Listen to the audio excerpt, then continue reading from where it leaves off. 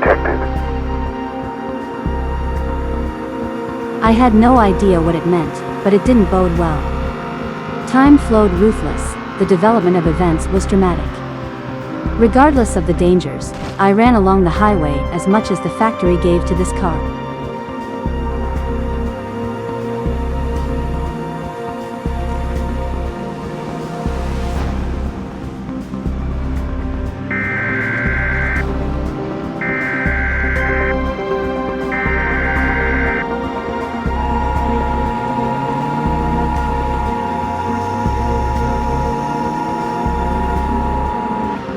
This is NNR. We have received a pre-recorded message from General John McGrew.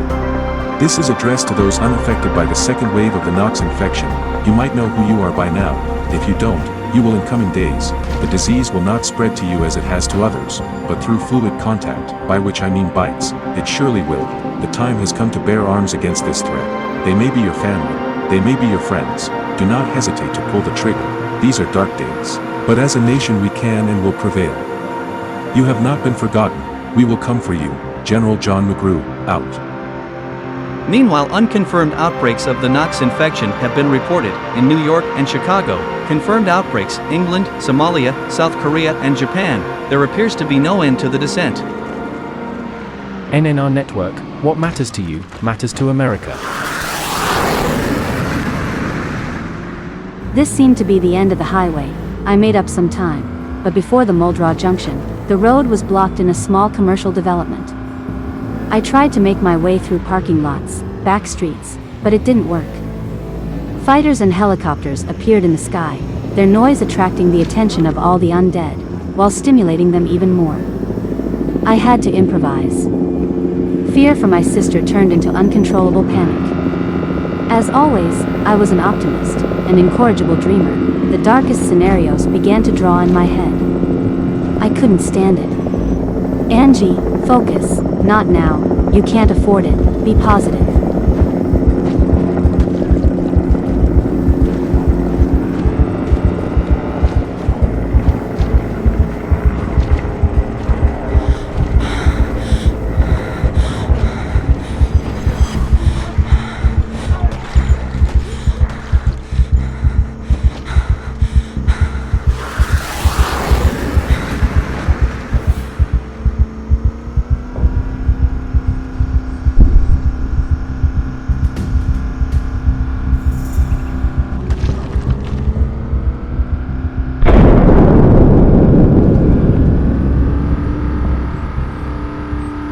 An explosion sounded in the distance.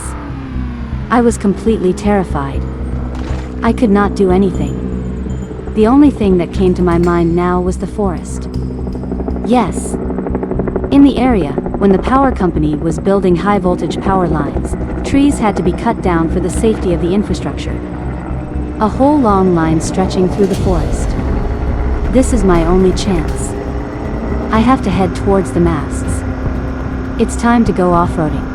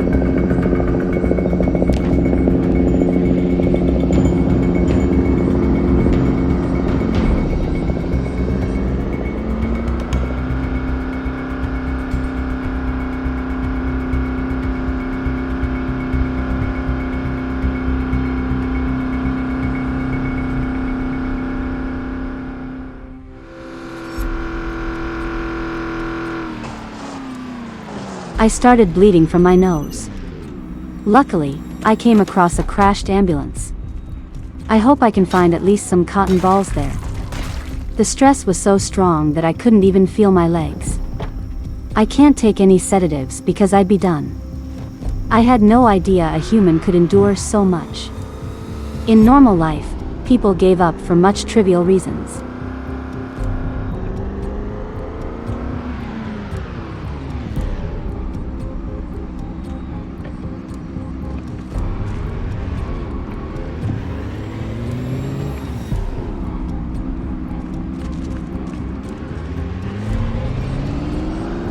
Muldraugh and Dixie Highway.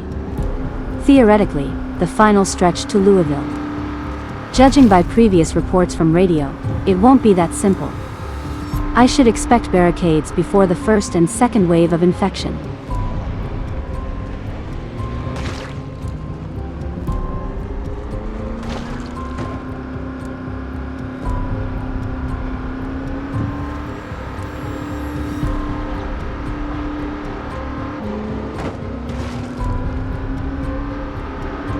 Automated emergency broadcast systems. Temperature 70.4 Fahrenheit. Minimum 61 Fahrenheit, maximum 76.2 Fahrenheit, humidity 30%. Air activity detected. NOx power grid, power fluctuations detected.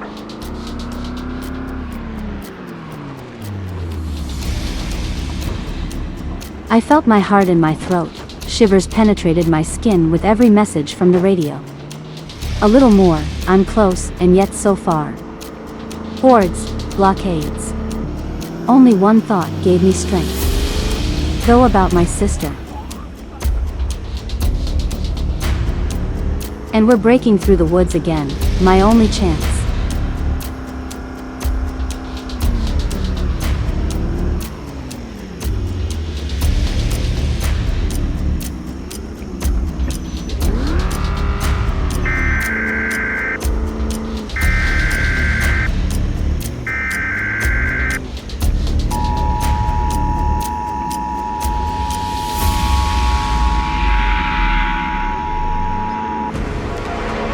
This is NNR. Earlier today, we received the following recording, the voice, that of General John McGrew. This is addressed to those unaffected by the second wave of the NOx infection. You might know who you are by now. If you don't, you will in coming days. The disease will not spread to you as it has to others, but through fluid contact, by which I mean bites. It surely will. The time has come to bear arms against this threat. They may be your family. They may be your friends. Do not hesitate to pull the trigger. These are dark days. But as a nation we can and will prevail. You have not been forgotten. We will come for you. General John McGrew, out. NNR Network, what matters to you, matters to America. The highway, once a lifeline, now bears the scars of desperation. Abandoned cars, once symbols of escape, now stand as silent witnesses to the chaos that consumed this world. A long-forgotten traffic jam, a haunting echo of lives interrupted. I can almost imagine it, the urgency, the panic that filled these lanes. Families, friends, strangers, all bound by the common goal of reaching safety, of escaping the spreading darkness. I can't eat anymore, fear and panic seizes me all over. After this view, right in front of Louisville and West Point, I can no longer control my own mind.